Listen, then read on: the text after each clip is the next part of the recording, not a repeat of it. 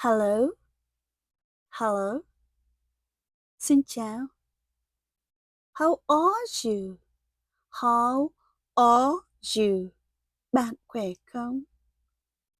I'm fine. I'm fine. Tôi khỏe. What's your name? What's your name?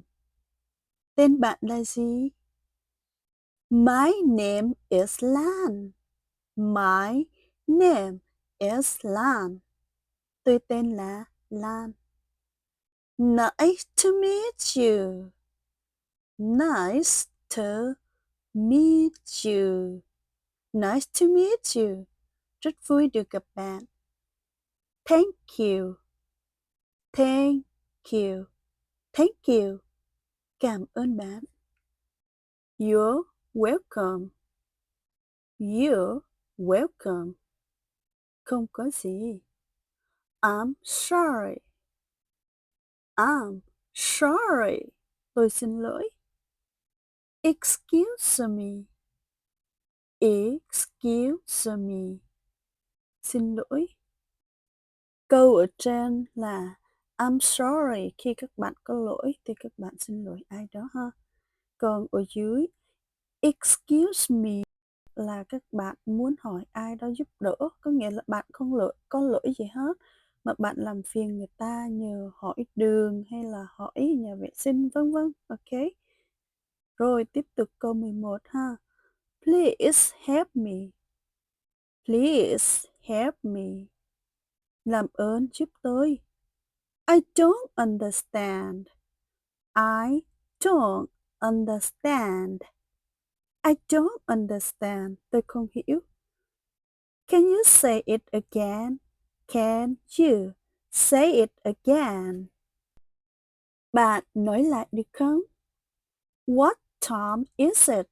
What time is it? What time is it? Mấy giờ rồi? It's 3 o'clock.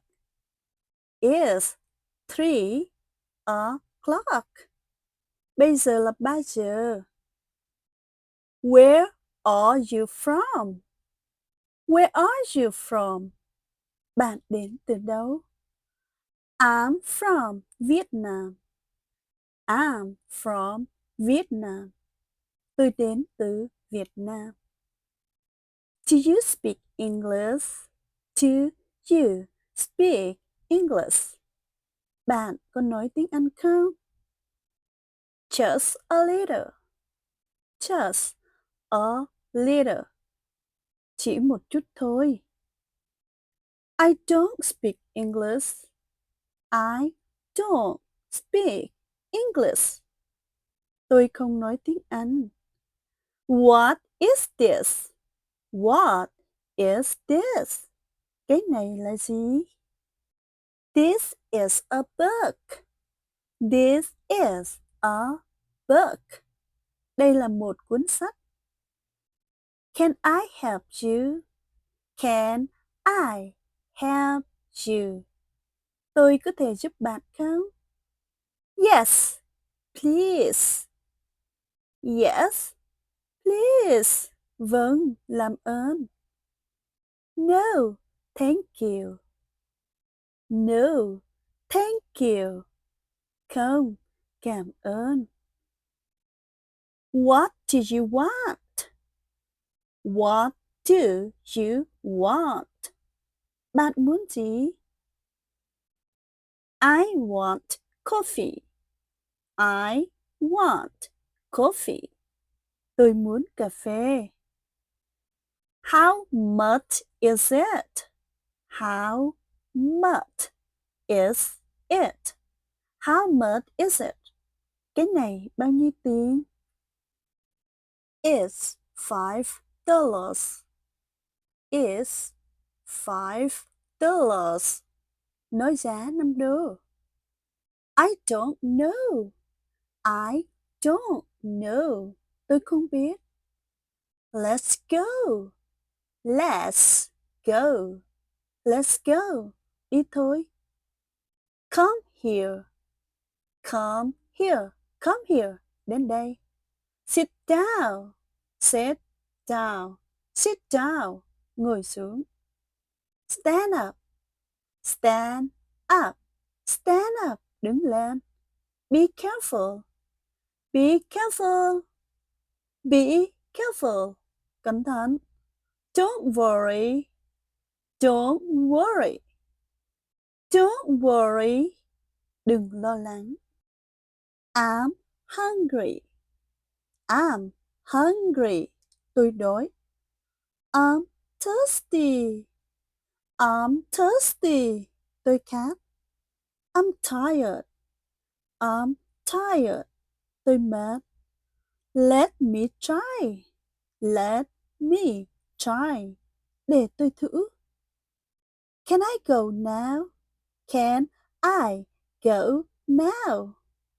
Tôi đi được chưa? Hoặc là tôi có thể đi bây giờ chưa? See you later. See you later. See you later. Hẹn gặp lại. Sao? Good night. Good night. Good night. Chúc ngủ ngon. Good morning. Good morning. Good morning. Chào buổi sáng. Good evening. Good evening. Good evening.